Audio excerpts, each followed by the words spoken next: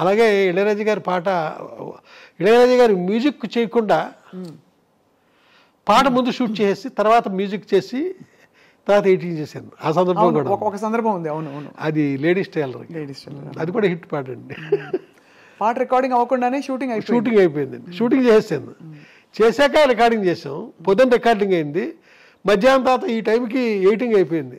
సాయంకాలం 7 గంటలకు పట్టుకెళ్ళి ఆ క్యాన్ పట్టుకుని వెళ్తే పొద్దున్నే పాట రికార్డింగ్ అయింది కదరా మళ్ళీ ఎందుకు వచ్చావు అన్నాడు. ఎవరో ఆర్ఆర్ చేస్తున్నాడు. అదే పాట చూపిద్దామని. ఏ పాట చూపిస్తావు? అదే పొద్దున్న రికార్డింగ్ అయింది. చూపించినప్పుడే అప్పటికే థ్రెడింగ్ ఏం చేసి పెట్టాను ప్రొజెక్టర్లో, లైట్లు ఆఫ్ చేశాను. సైన్ చేసరికి వేస్తే ఆర్కెస్ట్రా వాళ్ళంతా ఏంటి పొద్దునే కదా మేము వాయించాము, ఇదేంటి రాజు ఇలాంటి కోకొల్లో ఇన్స్టెంట్. మీ జ్ఞాపకాలే మీకు చాలా బోల్డ్ అంత కొండంత ధైర్యం. అదే చూసారు కదా, జ్ఞాపకాలే ఆహారం. ఎన్ని జ్ఞాపకాలు ఉన్నాయి సార్? ఒకటి పొలమారిన జ్ఞాపకాలు, ఆకుపచ్చని జ్ఞాపకాలు, మాట్లాడే జ్ఞాపకాలు, ఇవన్నీ మీకు జరిగినవన్నీ మీరు బంధించి అందంగా. ఏమీ లేదండి, ప్రతి వాళ్ళ జీవితంలోనే ఉంటాయి. మనకు కొంచెం పేపర్లో పెట్టడం వచ్చు కాబట్టి అది పుస్తక రూపంలో వచ్చింది, కొందరికేమో రాలేదు అంతే. మీకెన్ని ఉంటాయి? బోల్డ్ అలాగా ఉంటాయి సార్. కానీ జ్ఞాపకాల గురించి మీకు జ్ఞాపకాలు ఎంత ఆనందమో నాకు జ్ఞాపకాలు ఎంత బరువు సార్. ఎందుకంటే జ్ఞాపకాల్లో మేము వర్తమానం మర్చిపోతామని ఒక దిగులు.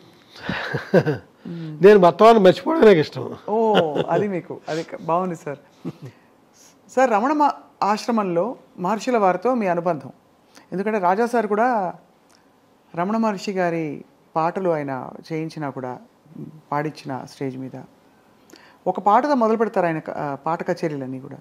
జననీ జననీ జననీ జగం నీవే జగత్కారణి తరర కళ్యాణ రాగం.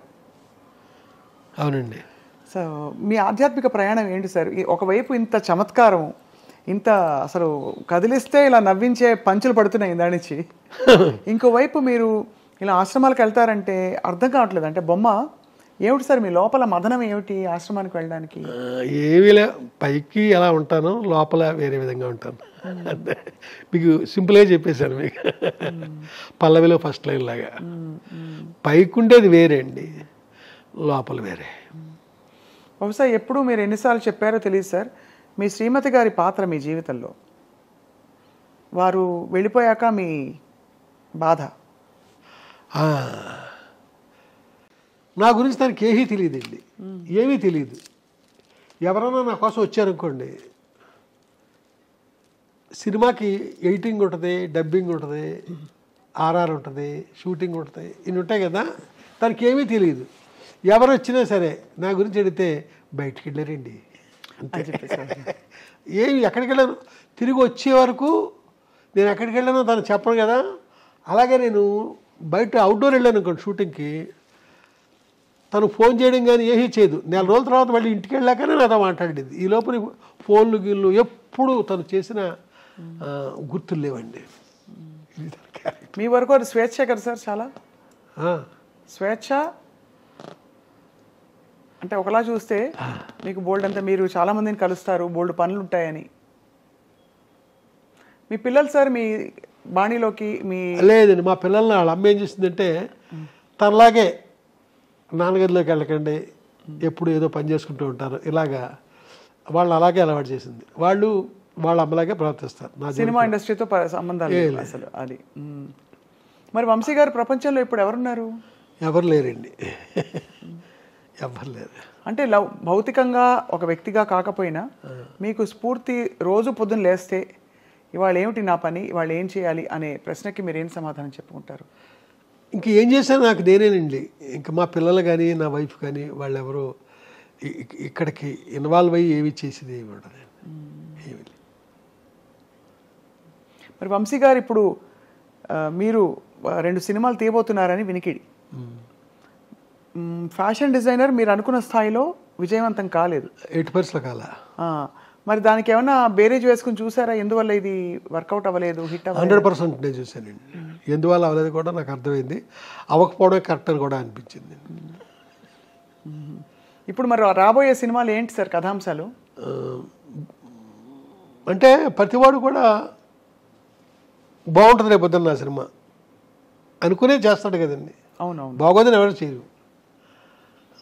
రేపు సినిమా డెఫినెట్గా బాగుంటుంది అనే నమ్మకంతోనే నేను మొదలుతున్నాను. ఈ సినిమాలో ఎవరు సార్ తారాగణం?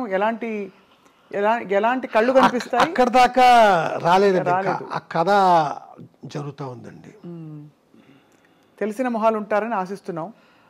తెలియని వాళ్ళు, తెలిసిన ముఖాలు ఏవో మరీ స్టార్స్ అలాంటి వాళ్ళు ఉండరు. ఈ పాపులర్ కమెడియన్స్ వాళ్ళు ఉండరు నా సినిమాలోనే. తర్వాత వాళ్ళు పాపులర్ వచ్చేది వేరే సంగతి, ఉండరు. ఒక మోస్తరు మనుషులతోనే వెళ్తుంది. ఇప్పుడు ఏపీలో ఒకటి విడుదల ఉంది, ఎవరున్నారు? అవును వాళ్ళు దృష్టిపడ్డారు ఉంది, ఎవరున్నారు? గోపిక గోదావరి ఉంది, ఎవరున్నారు? అలాగే నాకు ఆర్టిస్టులే వాళ్ళు, బట్ పాపులర్ పీపుల్ ఉండరండి. అలాంటి వాళ్ళతోనే నాకు సినిమా పండుద్ది, లేదా ఫ్లాప్ అవుద్ది. వంశీ గారు, మీరు మంచి భోజన ప్రియులు. మరి మీకు ఇష్టమైన భోజనాలు ఎలాంటి ఆహార పదార్థాలు? అన్నీనండి, నేనే చేస్తాను. మీకు వంట బాగా వచ్చైతే? పర్లేదండి. నేను చేసే వంటలు పట్టుకెళ్ళడానికి ఆడవాళ్ళే వస్తుంటారండి. అవునా? రాజా సార్తో మళ్ళీ మీ ప్రయాణం మళ్ళీ పునఃప్రారంభించే అవకాశం ఉందా? ఏమో తెలియదండి, తెలీదు మరి, ఏమో తెలియదండి. ఆయన అయితే నేను ఎప్పుడు సినిమా వెళ్ళినా ఆయన రెడీ, అది వేరే సంగతి. ఇక్కడ చూసుకోవాలండి, ఆ బడ్జెట్లు అవన్నీ పూర్వలా లేవు, బాగా పెరిగిపోయినాయి. మరి ఇక్కడేమో నాకు అది అందుకోగలనా అనే రేంజ్కి నేను ఆలోచిస్తాను. అవును, అదొక చాలా పెద్ద. సరే, ఎవరు ఇతర సంగీత దర్శకులు మిమ్మల్ని ఆకర్షించలేదా? అంటే ఇష్టపడిన వాళ్ళు ఇతరులు ఉన్నారా, ఇతర సంగీత దర్శకులు? లేదండి, నన్ను చాలామంది గౌరవిస్తారండి. కీరవాణి గారు, లేకపోతే మన మణిశర్మ, వీళ్ళందరికీ నేనంటే చాలా గౌరవం. అలా కాదు, మీకు వాళ్ళంటే ఇష్టం? అయ్యో, వాళ్ళ పాటలు. అవునండి. నాకు ఇప్పుడు ఇళయరాజా ప్రస్తావన మీరు తీసుకొస్తున్నారు కాబట్టి అదే మాట్లాడుతున్నాను. అంటే ఇది ఒక తిరుగులేని ఒక ఎవర్ గ్రీన్ కాంబినేషన్. అవునండి. ఇప్పుడు హైదరాబాద్ శంకర్ గారు ఉన్నారండి, మనుషులు మట్టి బొమ్మల్లో ఎంత మంచి పాట అండి అది. మనుషులు మట్టి బొమ్మల సినిమాలో ఆ పాట మీకు ఇంటర్వ్యూ అయిపోయిన తర్వాత వినిపిస్తాను. ఎంత చక్కని పాట అండి అది. మహానుభావులు ఉన్నారండి. బి శంకర్ కదా ఆయన పేరు. ఎంత, అలాగే కోదనపాండి గారి ఎన్ని మంచి పాటలు ఉన్నాయండి. ఉన్నాయండి చాలా. టి చలపతిరావు గారి ఎన్ని మంచి పాటలు ఉన్నాయి. ఇంకా రాజేశ్వరరావు గారి మాట్లాడక్కర్లా. అమ్మో, అసలు బాపు గారు వీరభక్తులు ఆయనకి. ఇలాగా మాదేవన్ గారు, ఇలాగండి. ఏ రచయితకైనా బాపు గారి బొమ్మ పడాలి అనే ఒక కోరిక ఉంటుంది కదా సార్? అవునండి. బాపు గారితో మీ అనుబంధం ఎలా అంటే, మీరు అడిగారు కాబట్టి చెప్తున్నా. ఒక్క బొమ్మ బాపు గారికి ఇస్తే నా జన్మధన్యం అని ఫీల్ అయ్యాను నేను. నా మొట్టమొదటి కథకే బాపు గారు బొమ్మ వేశారండి. అదే ఇందాక చెప్పాను చూసారా, ఒక కాంట్రవర్సీ వచ్చి ఆపేశారనని. అప్పుడు బాపు గారు బొమ్మ కూడా అయిపోయింది. అయితే ఇక్కడ చెప్పొచ్చేది ఏంటంటే, బాపు గారి జీవితంలో, ఆయన జీవితం మొత్తం మీద ఏ రచయితకి వేయనని బొమ్మలు నాకే వేశారండి. 450 బొమ్మలు, 450, 500 బొమ్మలండి. నా మొదటి సినిమా నుంచి మొన్నటి దాకా ప్రతి సినిమా లెటరింగ్ టైటిల్ ఆయనే రాశారు. 450 పైన బాపు గారు బొమ్మలు వేశారండి నా ప్రతి కథకి. ఇప్పుడు నేను రేపు కథ రాస్తే ఇప్పుడు బొమ్మ ఎవరు రాస్తారు అనే పరిస్థితి నాది. ఇప్పుడు పసలపూడి కథలు ఉన్నాయండి, 72 కథలు. 72 కథలకి 72 బొమ్మలు ఆయనే. దిగువ గోదావరి కథలు 52 కథలు, 52 బొమ్మలు ఆయనే. ఇలాగా ఇంకో ఆకుపచ్చని జ్ఞాపకం అంతా మీకు చూపించాను, ఆ కథలన్నీ ఆయనే. ఇలాగా కొలాలండి నా దగ్గర, అన్నీ బాపు గారే. ఆయనకి నేనంటే అంత ఇష్టం అండి. నువ్వు ఎందుకు ఏంటంటో పిచ్చి పిచ్చి సినిమాలు తీస్తుంటావు, అప్పుడప్పుడు నువ్వు కథల మట్టుకి అన్నీ మంచిగా రాస్తుంటావే అని తిట్టిన సందర్భాలు చాలా ఉన్నాయి.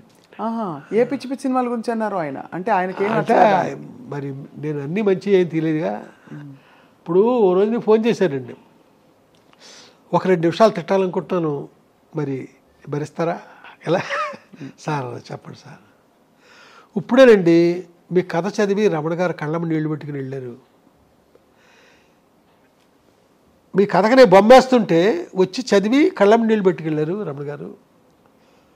ఇంత బాగా రాసే మీరు ఏంటి అంటే పిచ్చి పిచ్చి సినిమాలు తీస్తున్నారు. ఒకసారి లేదు, మనసు పెట్టుకుని కథ రాయండి, అది సినిమా తీయండి, డిఫరెంట్గా బాగుంటుంది అన్న సందర్భాలు ఉన్నాయండి ఆయన. అలాగే ఏ కథకు ఆయన బొమ్మేస్తున్నారో కూడా మీకు చూపిస్తున్నా కదా.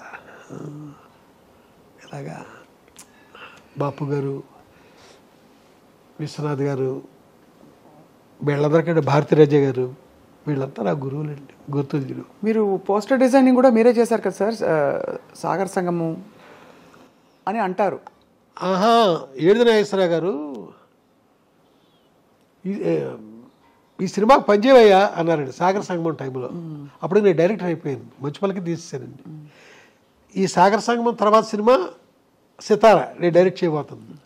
వాళ్ళ షూటింగ్ దగ్గరికి వెళ్ళలేను. వాళ్ళ వెళ్తే కమలాసనం గారు ఆ నూతి మీద తిరుగుతా పాట, వాళ్ళ షూటింగ్ తక్కిట తదిమి తందాన పాట ఉంది కదా. వాళ్ళు ఏడుదేశారు, నువ్వు ఈ సినిమా పనిచేయవయ్యా అంటారు. ఏం పని చేస్తానండి, సగం సినిమా అయిపోయింది ఇక్కడ అంటే, పోస్టర్ డిజైన్లు చేస్తావు కదయా, వెళ్ళి గంగాధర్ దగ్గర కూర్చొని చెయ్యి అన్నారు. అప్పుడే కొన్ని డిజైన్లు చేశానండి. సీతాకో చిలక అంటే మొత్తం చేశాను. సీతాకో చిలక, శంకరాభరణం, తయారమ్మ బంగారి వీటికి కంప్లీట్గా వర్క్ చేశాను. అంటే పేరు నాది ఉండదు, పబ్లిసిటీ ఆర్టిస్ట్ పేరు ఉంటుంది, కంపోజ్ చేసి ఇదంతా మనమే. మరో కాలక్షేపం ఎలాగో మీ యూట్యూబ్ ఛానల్ చాలా తొందరగా పుంజుకుంది సార్, చాలా మంది సబ్స్క్రైబర్స్ వచ్చారు. కారణం ఏంటి సార్ యూట్యూబ్ ఛానల్ పెట్టడానికి? ఏంటంటేనండి, యూత్కి నేను చాలా చెప్పాల్సింది ఉంది, యూత్కి నేను చెప్పాల్సింది చాలా ఉందండి. అందుకోసమని ఛానల్ పెట్టడం జరిగింది. అలాగే నేను తీసిన సినిమాలు వీళ్ళు ఇప్పటి వాళ్ళు చూడలేదు చాలామంది. ఆ సినిమాల వెనక, ఆ తెర వెనక కథలు కూడా చెప్పాలనుకుంటున్నాను. అది కాకుండా యూత్కి చెప్పాల్సింది చాలా ఉందని చెప్పాను కదా, ఆ చెప్పే ప్రయత్నమే ఇప్పుడు నేను యూట్యూబ్ ఛానల్ పెట్టండి. బాబు, ఇన్ని జ్ఞాపకాలు మీ మనసులో, మీ మెదడులో, ఈ పుస్తకాల్లో అలా నిక్షిప్తమై ఉన్నాయి. ఎంత గొప్ప సంపద ఇది రాబోయే వాళ్ళకి. సార్, అయితే మరి తర్వాతి సినిమాల కథాంశాలన్నీ, ఇప్పుడు మీరు హిచ్కాక్ లాంటి సినిమాలు రాశారు, తీశారు, చాలా పవర్ఫుల్ విమెన్ మీద రాశారు, తీశారు, అలాగే సున్నితమైన కథలు రాశారు. ఇవన్నీ ఇప్పుడు మీ మనసు ఎటువైపు వెళ్తుంది? ఇప్పుడు అంతా స్మగ్లర్లు, అలాగే మాఫియా, ఇంకా ఏం చెప్పాలి, గోల్డ్ ఫీల్డ్స్ రాజ్యం ఏలుతున్న ప్రపంచంలో ఉన్నారు మీరు. మనందరం అదే ప్రపంచంలో ఉన్నాం. ఇప్పుడు నేను తీసే సినిమాలు హృదయం ఉన్న కథలండి, మిమ్మల్ని స్పందింపజేస్తాయి. అంశం ఏదైనా మిమ్మల్ని స్పందింపజేయడం జరుగుద్ది. అలా స్పందించిందే అద్భుతమైన సినిమా అవుద్ది. అలాంటి ప్రయత్నం నేను చేస్తున్నా. గొప్ప స్పందన మీకు కలిగి తీరుతుంది అంతే. మీ అందరం 1000 కళ్ళతో, వీలైతే పెద్ద పెద్ద కళ్ళతో, ఇంకా వీలైతే భానుప్రియ గారి లాంటి కళ్ళతో, అలాగే 1000 చెవులతో ఎదురు చూస్తూ ఉంటాం సార్ వంశీ గారు మీ తదుపరి చిత్రాల కోసం. Thank you. మిమ్మల్ని విసిగించి ఉంటే మమ్మల్ని క్షమించేసారు. అబ్బాయి ఎప్పటికీ కాదండి, అర్ధరాత్రి ఫోన్ చేయండి, నేను మాట్లాడతాను. అంతేనా? Thank you so much sir. చాలా అందంగా తీర్చిదిద్దారు ఈ వర్కింగ్ స్పేస్ని. ఇష్టమైన 2 రంగులు పెట్టి, నలుపు అలాగే ఎల్లో, కొట్టొచ్చినట్టు వంశీ గారి స్టాంప్ కనిపిస్తోంది. మీరు కింద నుంచే మొదలవుద్దండి. అవును, కింద నుంచే. ఈ రైలు కూడా మీకు ఇష్టం కదా చాలా? అది కాదండి, ఇక్కడ పాడి రవి అని ఒక రైల్వే ఆఫీసర్ అండి, చాలా పెద్ద ఆఫీసరు. అది నాకు ఆ సిగ్నల్ ల్యాంప్ ఇప్పుడు లేదు కదా, అవును, ఒక చిన్న స్టేషన్లో ఎక్కడో ఉంటే నా కోసం పట్టుకొచ్చారండి ఆయన. అలాగే ప్రపంచంలో మొట్టమొదటి ట్రైన్ అండి ఇక్కడ ఉంది. అలాగే ఇక్కడ కూడా ఉంటుంది చూడండి, ఇవన్నీ ఇక్కడ కూడా ఉంటాయి. రైల్లో మీకు చాలా జ్ఞాపకాలు ఉండుంటాయి. అయితే ప్రయాణాలన్నీ ఇప్పుడు రైల్లోనే కదా? అద్భుతమైన జ్ఞాపకాలండి, మామూలు కాదు. మా బలభద్రపురం అంటే మా గ్రాండ్ మదర్ ఊరు, ఆ స్టేషన్లో రాత్రి 9 గంటలకు ఎక్కితే తెల్లవారుజామున ఎప్పుడో ఆగేది అన్నవరం స్టేషన్లో. అలా ఎన్నో ప్రయాణాలు, అదంతా ఆ జర్నీయే ఒక పెద్ద ఎపిసోడ్ అవుద్ది మీకు. మళ్ళీ మిమ్మల్ని వచ్చి ఒకసారి పలకరించి రైల్లో కథలని చెప్పి రైల్లో జ్ఞాపకాల గురించి మీ చేత బోల్డ్ విషయాలు చెప్పించుకుని వినాలి సార్. తప్పకుండానండి. నేను మామూలుగా కాదు, మీరు రెప్పారపకుండా అంత గొప్పగా నన్నే చూస్తూ కథలు వింటారు మీరు. అలాంటి కథలు నా దగ్గర ఉన్నాయి. ధన్యవాదాలు సార్. నమస్కారం. నమస్తే.